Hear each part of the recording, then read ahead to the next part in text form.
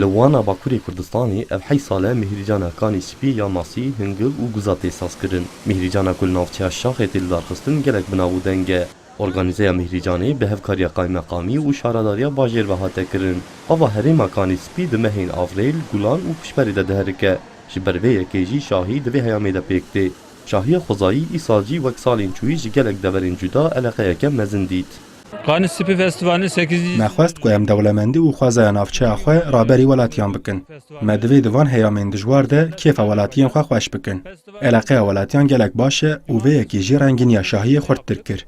Buna festivala Şaxê Kanî Spî re hane, hevalê xwe şaradariya bajarê wane hemû hev re hane. Ji buna kêfxweşî, buna vê welatê xweş, ava spî em hewranê hatine buna kêfê re. Festival gelek rinde, gelek delala ciwan ciwanê hevalê xwe xurt wan zalaman re hema kêfxweşî re derbas dibe.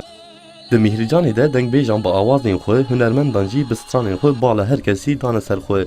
Digel pêşandana kincên gelêrî ji bo mêvanan jî hingil û gûz hate belavkirin. Di Mihrîcanê de pêşbirkên wek rafting, kano û yên paraşûtê jî çûn serî.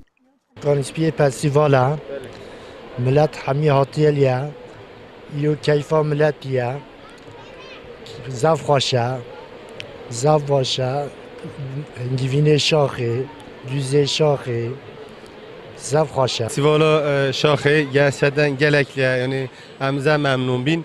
Yeki yani gerçekten cemeze cay xoşa geleze ve delala ama geçen kıymet öleyenizden çünkü ileri azden gün doğu ve güneydoğu hemen deran gerim ama yani en gelece delal ev Kanî Spî yani az bevji ve bejim gerçekten ceme xoşa.